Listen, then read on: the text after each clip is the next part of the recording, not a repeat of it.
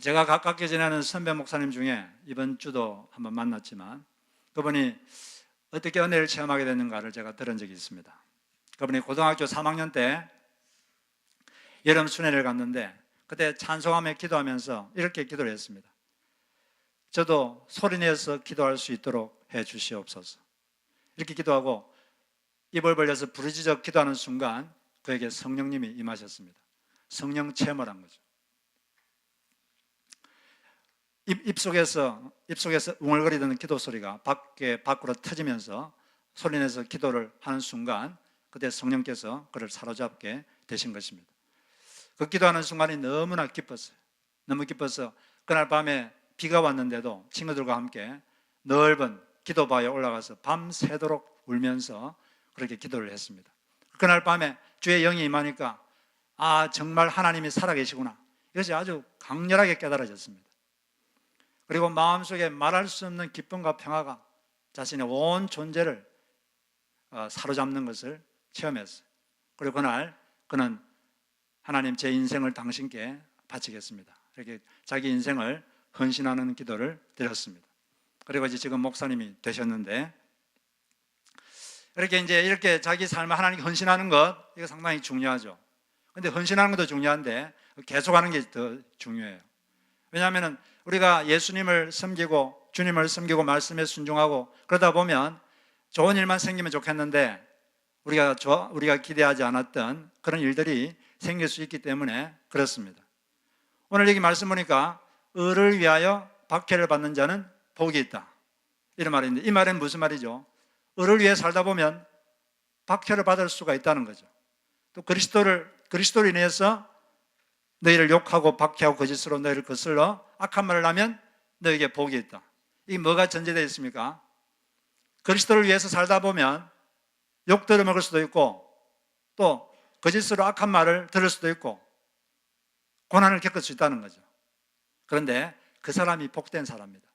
왜냐하면 천국이 그 사람 것이고 그 사람에게 하늘에서 큰 상이 준비되어 있기 때문에 그렇다, 이렇게 말씀을 하셨습니다. 천국이 그들의 것이다, 이 말은 이 땅에서 천국의 삶을 살고 또 천국에 가면, 하늘나라 가면 많은 상이 있다, 그런 말이 되겠습니다. 그런데 이 말씀을 우리가 잘 봐야 되는데, 이 말씀을 잘 보면은 자기 잘못 때문에 아니라 의로 인해서, 그리스도로 인해서 고난당하는 것이 복이다, 이렇게 되어 있어요. 사람이 고난 당하는데 자기 잘못 때문에 당하는 고난이 있습니다. 그런 것은 복되다고 말하고 있지 않죠. 베드로전서 1장 15절에 16절에 보니까 다음과 같이 되어 있어요. 너희 중에 누구든지 살인이나 도둑질이나 악행이나 남의 일을 간섭하는 자로 고난을 받지 말려니와 만일 그리스도인으로 고난을 받으면 부끄러워하지 말고 도리어 그 이름으로 하나님께 영광을 돌리라. 여기 보면 두 가지 종류의 고난이 있는데, 그리스도인이기 때문에 당하는 고난, 그리스도인답게 살려고 하다 보니까 당하는 고난, 예수님을 닮아서 사는 그런 삶을 살려고 하다 보니까 당하는 고난, 그런 고난을 당하면 어떻게 하라 그랬어요? 하나님께 영광을 돌리고 부끄러워하지 말고 기뻐하라 그랬어요. 그런데 또 다른 종류의 고난이 있는데 그게 뭡니까? 자기 잘못 때문에 당하는 고난이 있다 그랬어요. 살인, 도둑질, 악행. 악행이 뭐죠? 악이란 건 다른 사람에게 해를 끼치는 것, 이게 악입니다. 자기의 말이나 또 행동으로 남에게 해를 끼치고 그러는 것, 또 남의 일에 간섭하는 것, 그런 걸 통해서 자기 잘못 때문에 당하는 고난은 겪지 말라는 거죠. 그래서 우리는 그런 자기 잘못 때문에 당하는 고난을 겪지 않도록 항상 분별 있게 말을 하고 분별 있게 그렇게 행동을 해야 될 줄로 믿습니다. 하나님 때문에 아니라, 마귀 때문에 아니라 자기 잘못 때문에 당하는 고난이 있기 때문에 그렇습니다. 많은 사람들이 인생은 고난의 바다다, 이런 말을 많이 하는데 일리가 있는 말이죠. 그런데 어떤 면에서 보면 인생 자체가 힘든 게 아니라 자기 자신이 인생을 힘들게 할 수도 있습니다. 한번 키가 180cm 되는 사람이 높이가 150cm 되는 문을 통과한다고 합시다. 그때 통과하는 방법이 두 가지가 있어요. 허리를 꼿꼿이 세워서 통과하는 방법이 있고 허리를 굽히고 통과하는 방법이 있습니다. 허리를 꼿꼿이 세우고 통과하면 어찌 되겠습니까? 머리가 부딪히죠. 그때는 허리를 굽혀야 돼요. 자기가 허리를 150cm 되는 낮은 문을 통과하면서 허리를 꼿꼿이 세우고 통과하다가 머리를 받친 다음에 문이 왜 저렇게 낮아? 이렇게 불평하면 되겠습니까? 이상한 사람이죠. 또 그렇게 자기가 허리를 꼿꼿하게 세우고 문을 통과하다가 이마가 받친 다음에 하나님이 와야겠네, 이렇게 고난을 주셔. 그렇게 하면 되겠습니까? 또 자기가 낮은 문을 통과하면서 허리를 꼿꼿이 세우고 통과하다가 머리가 부딪힌 다음에 악령이 왜 나를 이렇게 괴롭혀? 그렇게 하면 되겠습니까? 그 이유는 자기가 허리를 굽히지 않은 것 때문에 그런 것입니다. 허리를 굽히고 통과하면 머리에 부딪히지 않고 통과할 수가 있는 거죠. 물론 우리가 어떤 때는 하나님께서 우리를 훈련하시기 때문에 고난 당할 수도 있고, 또 마귀의 공격을 효과적으로 방어하지 못해서 또 고난 당할 수도 있습니다. 그리고 자기 잘못은 없는데 다른 사람의 악 때문에 자기가 고난 당할 수도 있어요. 그렇지만 하여튼 우리는 자기 잘못 때문에 어려움 당할 수 있다는 걸 알고 그런 고난이 없을 수 있도록 우리가 분별 있게 행동해야 될 줄로 믿습니다. 질서의 하나님께서는 이 세상을 창조하실 때 그냥 창조한 게 아니라 원리와 법칙으로 이 세상을 만드셨습니다. 이 지구에도 많은 법이 있고 많은 원리가 있어요. 인생을 행복하게 사는데도 원리가 있습니다. 성경에 보면 많은 원리들이 있어요. 대인관계의 원리가 있고, 또 일을 하는 원리가 있고, 또 하나님과 어떻게 관계를 맺는가, 영적 세계는 어떤 식으로 접근하는 것인가, 영계의 원리도 있습니다. 이런 원리들이 성경에 많이 이렇게 기록되어 있어요. 원리들을 알아가지고 그걸 실천할 때 그 사람에게 행복이 있는 것입니다. 낮은 문을 통과할 때는 허리를 굽혀야 된다. 이건 아주 기초적인 원리죠. 그런 원리도 지켜야 되는 거죠. 그런데 허리를 굽히지 않고 통과하면서 하나님 머리가 부딪히지 않게 해주십시오, 이렇게 기도한다고 한들 어떻게 머리가 안 부딪히겠습니까? 우리는 사람은 두 가지를 잘해야 돼요. 첫째는 원리를 지키는 것, 이걸 잘해야 됩니다. 원리를 알아야 돼요. 이 삶을 사는 원리, 그 원리를 알고 그걸 지켜야 돼요. 그걸 지키면 인생이 편합니다. 두 번째는 기도를 또 열심히 해야 돼요. 자기가 좀 실수해서 원리를 잘 못 지켜도 기도를 하면 하나님이 기적을 통해서 그 문제를 해결할 수가 있기 때문인 것입니다. 사람은 그래서 원리를 잘 지켜야 되고 또 기도를 잘해야 돼요. 이 두 가지를 잘해야 됩니다. 십계명에도 보면 많은 원리들이 있는데 그 중에 한 원리가 뭐냐면, 인간이 행복하게 사는 원리 중에 하나가 뭐냐면 간음하지 말라, 그게 있거든요. 그런데 이 원리를 어기고 불륜을 저지르면 어떻게 될까요? 잠시 달콤하지만 지속적인 고통이 따릅니다. 왜? 하나님이 정한 원리를 어겼기 때문에. 어떤 남자가 50세 때 불륜을 저질렀어요. 아내가 남편을 철수까지 믿고 있었기 때문에 처음에 아주 쉽게 아내를 속일 수 있었습니다. 그런데 결국 발각됐죠. 남편이 자기 잘못을 알고 잘못을 빌었습니다. 진심으로 빌었어요. 아내는 이혼은 요구하지 않았어요. 그 남편도 그러기 원치 않았고. 그런데 그때부터 아내의 냉대가 시작되었습니다. 아내가 60살이 됐을 때 아내가 심장병에 걸렸어요. 그래서 수술을 했습니다. 그런데 이유는 남편 때문이었어요. 아내가 하는 말이, 당신만 보면 심장이 죄어와요. 그 과거의 기억 때문에 이게 고통스러운 거죠. 그래서 이제 수술했기 때문에 제가 당신 얼굴을 못 보겠어요. 잠시 나가서 좀 살아주세요. 그래서 따로 방을 얻어서 가족과 떨어져서 살았습니다. 살다가, 근데 아내는 자기가 별거하고 있다는 것을 어떤 사람에게도 알기를 원치 않았습니다. 모르기를 원해서. 그래서 집에 누구 손님이 오면 남편이 전화해서 오늘은 집에 들어가서 자도 돼. 그러면 집에 와서 그날 또 자고. 얼마나 이게 괴로워요. 자식들도 못 보고. 왜 이랬죠? 하나님이 정한 원리, 행복의 원리, 이걸 어기니까 그런 고통이 오는 거죠. 물론 사람이 잘못하고도 진심으로 철저히 회개하고 상대방에게 진심으로 사과하고 자기 삶을 고치면 고통을 많이 경감시킬 수 있습니다. 그렇지만 경감시킬 수 있지만 그럼에도 불구하고 그 행동의 컨시퀀스를 완전히 피할 수는 없습니다. 그렇기 때문에 우리는 자기 잘못 때문에 당하는 고난을 겪지 않도록 이 성경의 원리를, 성경을 통해서 많은 원리를 알아서 그걸 철저히 지키시기 바랍니다. 고통을 자처하지 마십시오. 그래서 우리는 잘못하지 않도록 끊임없이 우리를 개혁해야 됩니다. 종교개혁은 뭐 한 번 일어났지만 우리 자기 개혁은 매일매일 자기 개혁을 해야 돼요. 죄인인 우리는 잘 하다가도 순간적으로 어떤 부정적인 감정이 확 들어와서 자기를 사로잡아 버리면 자기 원치 않는 행동, 이런 말을 하게 되고 후회하게 되는 일이 많기 때문에 그렇습니다. 그래서 우리는 늘 예수 그리스도께 붙어 있는 연습을 해야 돼요. 우리 힘으로 안 되기 때문에 그분에게 붙어서 그분으로부터 영역을 얻어서 살아가야 우리가 실수하지 않고 고통을 자처하지 않는 그런 삶을 살 수 있게 되는 것입니다. 여기서 을을 위하여 핍박을 받는 자가 복이 있다 이렇게 말했는데, 을한 게 뭡니까? 을한 말은 옳다는 거죠. 옳다는 말을 한자로 말하면 진리. 진리를 위해, 진리가 뭡니까? 하나님의 말씀. 을을 위하여 핍박을 받는다 이 말은 말씀을 순종하다 보면, 말씀을 순종하다가 받는 핍박을 당하면 복이 있다, 그런 말씀이죠. 우리가 말씀에 순종하고 그리스도를 위해 살다 보면 이 핍박을 당할 수 있고 욕을 얻어먹을 수도 있고 어려움을 겪을 수가 있습니다. 그런데 성경에 보면은 신명기서, 특별히 신명기서를 보면 신명기서의 주제가 뭡니까? 신명기서의 주제는 순종하면 복을 받고 불순종하면 재앙이 온다. 이게 신명기서의 주제입니다. 이 사상이 성경 전반에 흐르고 있어요. 말씀에 순종하면 하나님 복을 주신다. 이게 성경에 되어 있습니다. 야고보서 1장 25절에도 보면 주의 말씀을 실천하는 자는 그 하는 일마다 복을 받으리라. 이렇게 신약 성서에도 그렇게 나와 있습니다.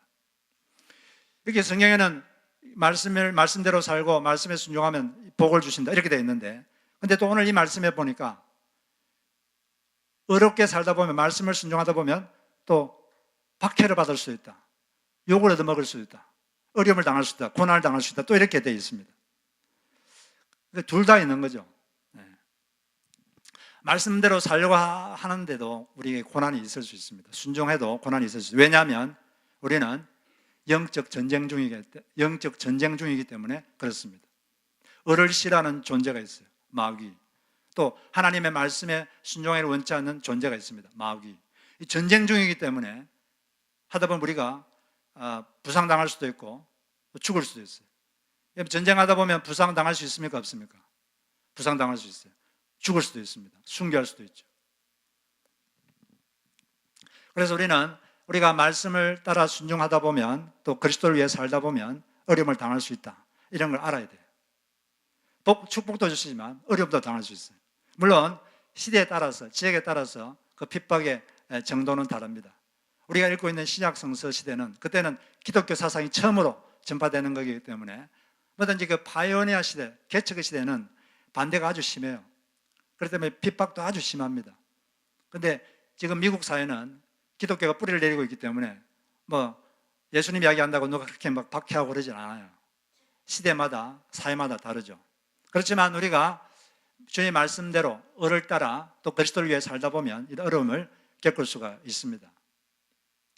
한 가지 분명한 건 뭐냐면 성경 말씀은 정확하거든요. 성경에 보면은 순종하면 뭐라 되어 있죠? 축복하신다, 복을 주신다 이렇게 되어 있는데 그 말씀은 틀림없습니다. 반드시 그렇게 돼요. 문제가 뭐냐면 시간 문제입니다. 시간 문제. Matter of time. 언제 그 복이 임하느냐. 이 땅에서 하나님 약속이 그 복이 임할 수도 있고, 그게 안 되면 자기 자식 때에 그게 임할 수도 있고, 그게 아니라면 이제 내세 하늘나라 가서 그 약속하신 복이 주어지는 것이죠. 또는 둘 다의 경우에 주어질 수도 있고, 여하튼 하나님 말씀은 정확합니다. 하나님 말씀이 정확하다는 걸 우리가 알아야 돼요. 로마 시대 때는 이 로마 황제들이 로마 제국 일치를 위해서 황제 숭배를 했어요. 황제를 중심으로 로마를 이렇게 묶기 위한 거죠. 그래서 그 로마 시대에 사는 사람들은 1년에 한 번씩 공개적으로 고백을 해야 돼요. 로마 황제는 주님이시다. 고백해야 됩니다. 고백하면 증명서를 줍니다. 그 증명서를 받으면 이 사람은 다른 종교를 가질 수 있어요. 허락이 됩니다. 그런데 이 고백을 안 하면 이제 큰일 나죠. 근데 기독교인들은 이 고백을 할 수가 없어요. 왜냐하면 이 우주에 주님은 한 분밖에 없거든요. 누구십니까? 예수 그리스도 외에는 주님이 한 분밖에 없는데 로마 황제가 주님이시다 이 말을 절대 할 수가 없어요. 그걸 못하니까 그 사람들을 잡아다가 체포하고 재산을 다 뺏고 또 직장을 못 가지게 하고 투옥하고 고문하고 죽이기까지 했죠. 그렇지만 그 당시 그리스도인들은 자기가 예수님 때문에 능욕당할 수 있는 자격을 갖고 있다는 것 때문에 기뻐했습니다. 내가 예수 그리스도 때문에 내가 고난당할 수 있는 자격이 있구나. 그 때문에 기뻐하고 감사했어요. 그럼 이처럼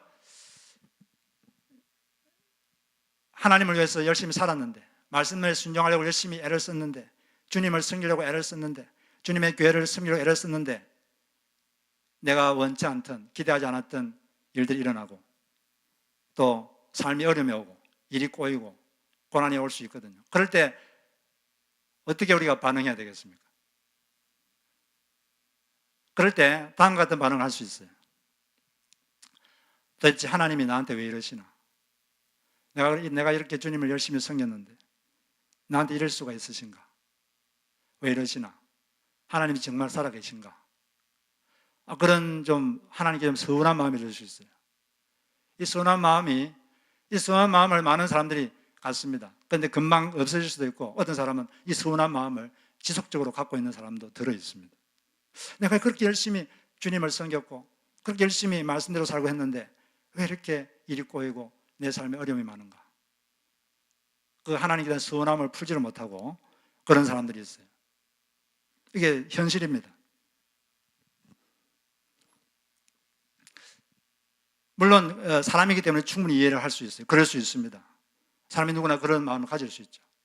그런데 한 가지 우리 알아야 될 것은 그런 생각을 하는 그 마음 깊은 곳에는 자기도 모르는데 그 마음 깊은 곳에는 어떤 생각, 어떤 사고체가 있냐면 이런 사고체가 있어요. 하나님이 주인공이 아니라 내가 주인공이다. 그게 그 사상이 깔려 있습니다. 하나님도 나를 위해 존재한다. 내가 하나님을 위해서 존재하는 게 아니라 하나님이 나를 위해 존재한다.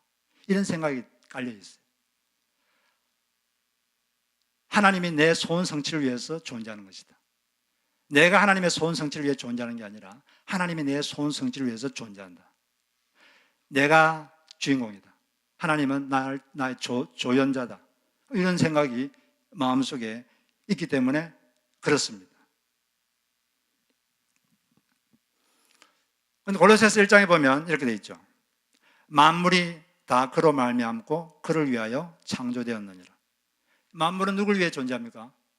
그분을 위해서, 하나님을 위해서 존재해요. 우리는 그분이 우리를 어떻게 대하든 우리는 그분을 위해 존재하는 거예요.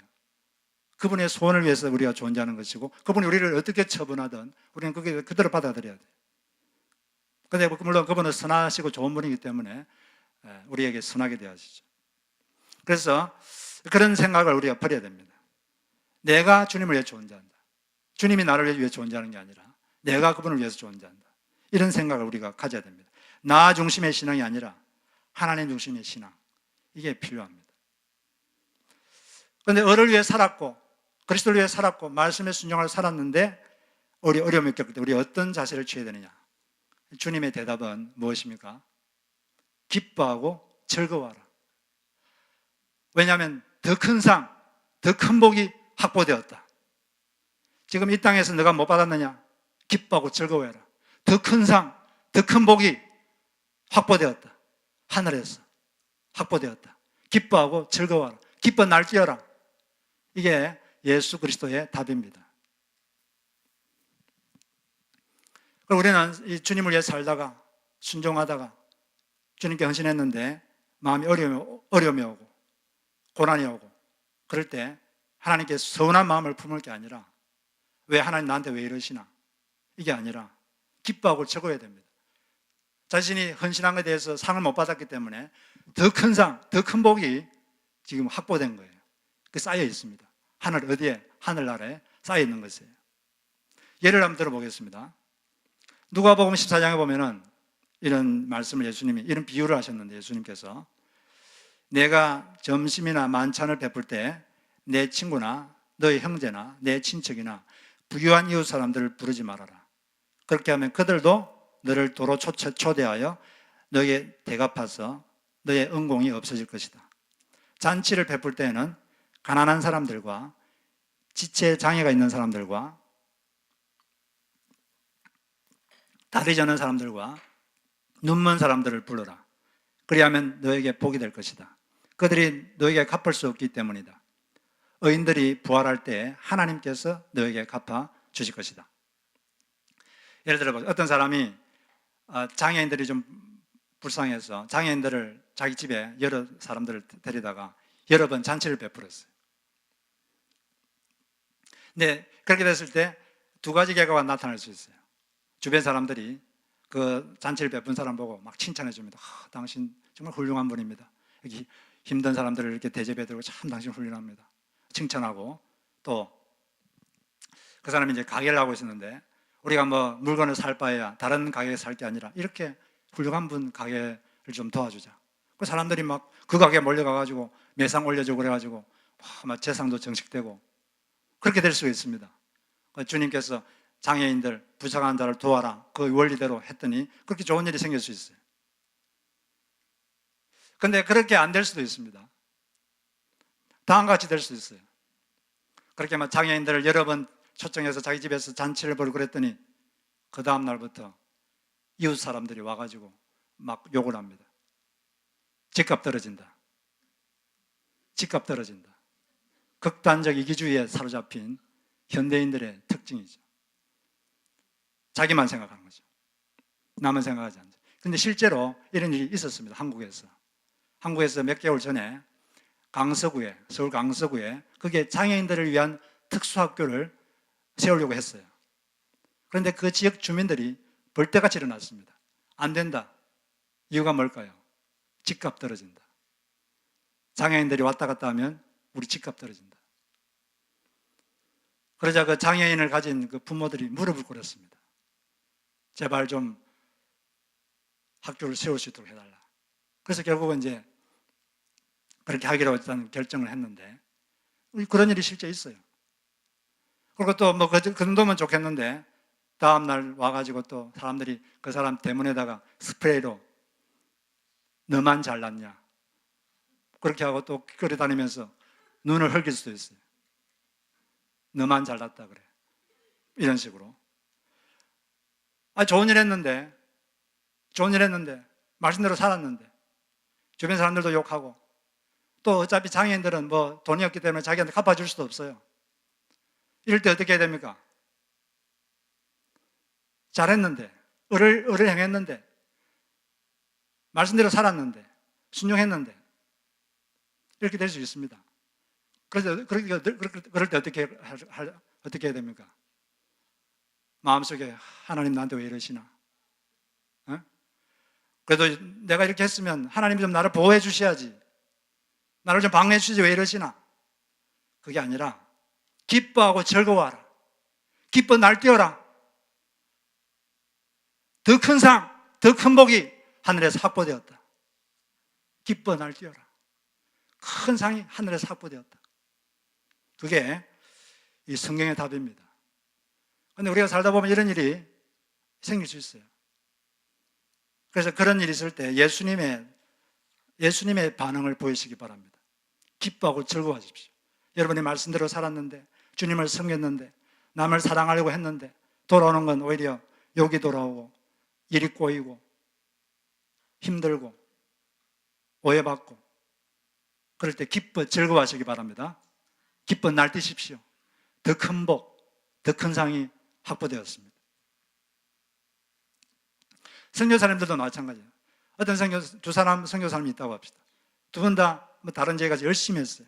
동일한 열심으로 기도하고 동일한 열심으로 전도하고 동일하게 열심히 섬겼는데 어떤 선교사님은 막 사람들이 많이 자기를 구원도 받고 선교센터에 사람들이 몰려고 그러는 사람도 있는가 하면 어떤 선교사님은 아무리 해도 믿는 사람도 없고 오히려 주변에서 욕만 하고 방해만 하고 그런 분도 있습니다. 제가 아는 선교사님 중에도 일본에 가셨는데 5, 6년 동안 열심히 했는데 뭐 뚜렷한 열매가 없어요.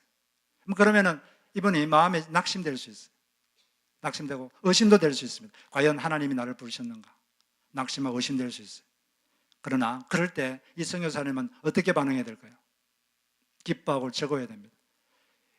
사실 선교사님에게 상은 열매거든. 열매만 있으면 그렇게 힘들지 않습니다. 몸이 힘든 건 큰 힘이, 마음이 열매가 없으면 힘든 거죠.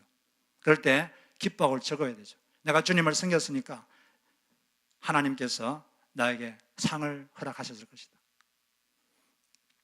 오늘부터 이제 우리가 목장을 하게 되는데, 목자들도 마찬가지예요. 목자들도 열심히 성도들을 섬기고 그렇게 했는데, 섬기고 열심히 섬기고 기도했을 때 자기가 섬긴 대로 노력한 대로 열매가 보이고 그러면 얼마나 좋을까요? 그러면 기분도 좋고 더 막 용기가 생기고 그러는데, 또 안 그럴 수도 있어요. 열심히 했는데 보이는 열매는 없고 오해받고 또 배신도 당할 수도 있고 뭐 그럴 수도 있습니다. 그럴 때 어떻게 해야 될까요? 하나님 왜 이러시나? 하나님 나한테 왜 이러시나? 참 서운하시다. 그럴 게 아니라 기뻐하고 즐거워야 됩니다. 기뻐 날뛰어야 돼요. 더 큰 상이 확보되었구나. 더 큰 복이 확보되었구나. 하나님께 나한테 더 큰 상을 주시려고 이렇게 하셨구나. 크게 즐거워야 되는 거예요. 그렇게 할 때 주의 영이 더 여러분 가운데 강하게 임할 줄로 믿습니다. 그래서 우리는 상을 바라보면서, 하나님 주실 그런 상을 바라보면서 이렇게 살아야 됩니다. 어떤 사람은 상에 대해서 말하면 이렇게 속으로 생각하는 사람이 있어요. 나는 상 같은 것 바라고 뭘 하지 않는다. 이런 식으로 말하는 사람이 있습니다. 자기가 예수님보다 더 영적이라는 거예요. 예수님은 뭐라 그랬어요? 예수님도 히브리서 12장에 보면 그 앞에 있는 기쁨을 위하여 십자가를 참았다고 되어 있어요. 그 앞에 있는 기쁨이 뭡니까? 십자가를 참았을 때 하나님 아버지 주실 상, 부활과 부활의 영광, 그걸 보면서 십자가를 참았습니다. 그리고 또 오늘도 예수님께서 하늘에 있는 상을 보면서 너희들이 살아라 그랬잖아요. 그리고 또 요한계시록 22장 12절에 보니까 예수님께서 이렇게 말했어요. 보라, 내가 속히 오리니 내가 줄 상이 내게 있어 각 사람에게 그 일한 대로 갚아주리라. 일한 대로 갚아주겠다. 일을 많이 했으면 많이 줄 것이고 적게 했으면 적게 줄 것이다. 하나님은 계산이 분명한 분입니다. 우리처럼 계산이 대충 하는 분이 아니에요. 확실하게 계산합니다. 냉수 한 그릇 대접했느냐? 그것도 내가 절대 상을 잃지 않도록 해주겠다. 만약 이 땅에서 못 받았으면 더 기뻐해라. 하늘에 더 큰 상, 더 큰 복이 너에게 확보되어 있다. 그게 하나님입니다. 그래서 우리는 이런 하나님의 마음을 알아야 됩니다. 그런데 이런 우리가 하늘나라에서의 상, 이걸 우리가 보고 살기 위해서는 하늘나라에서 상, 이게 가치를 알아야 됩니다. 뭐 하늘나라에서 상 받는 게 뭐가 대단한 거냐, 이런 생각을 갖고 있으면 이런 말씀들이 그냥 공연불에 불과해요. 뭐 좋은 말씀이네, 뭐 교과서적인 말씀이네, 뭐 듣기 좋네, 이건 도저히 자기에게 와닿지 않습니다. 지금 당장 내 사는 이 지구에서 잘 돼야지, 뭐 하늘의 상 그게 무슨 소용이냐, 이렇게 생각할 수가 있습니다. 왜 이렇게 생각하냐면, 인간의 일생은 이생이 아니라 삼생인 것을 모르기 때문입니다. 인간의 일생은 삼생입니다. 첫 번째, 일생은 뭐냐? 아기 뱃속에 있을 때 9개월, 이게 일생이고, 그 다음 배에서 태어나서 90년 동안 이생을 삽니다.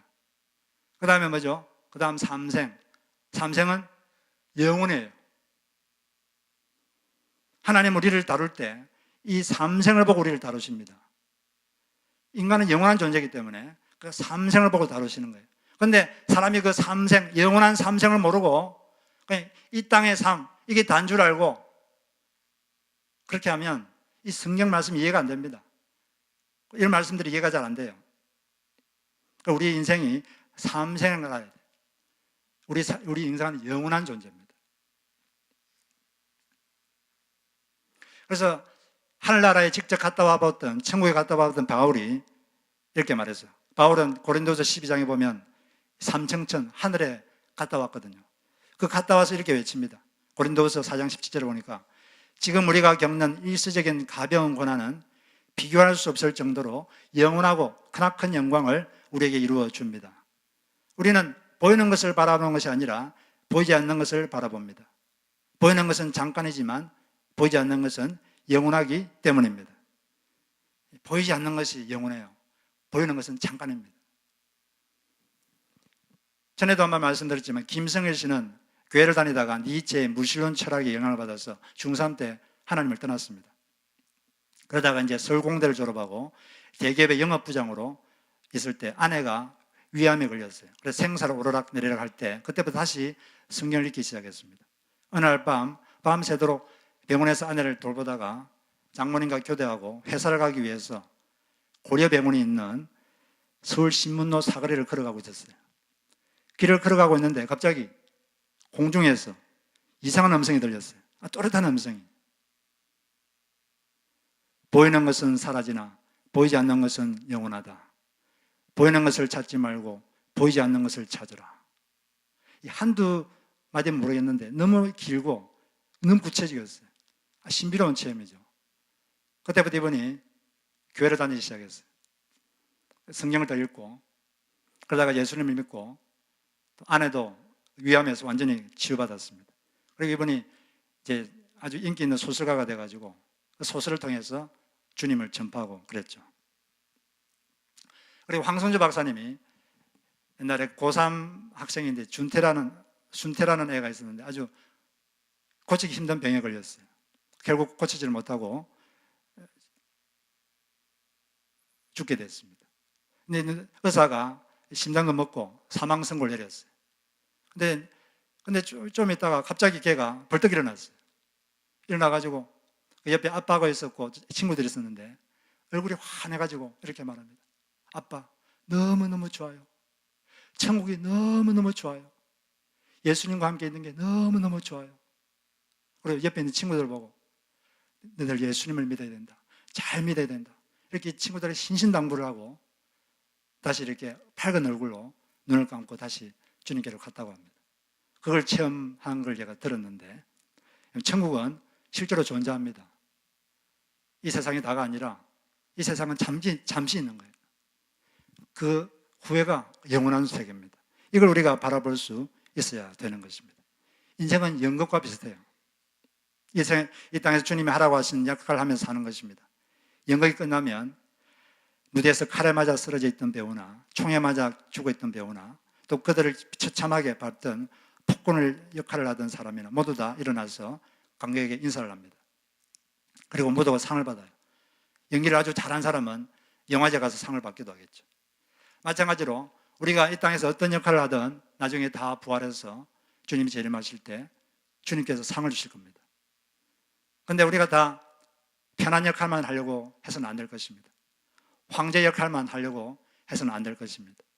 나에게 어떤 역할을 맡겼든지 상관없이 최선을 다하여 있는 자리에서 주님을 섬기고 또 주님을 섬기다가 어려움이 오면 받아들이십시오. 예수님께서 말씀하셨어요. 예수님 따르는 건 쉬운 게 아니다.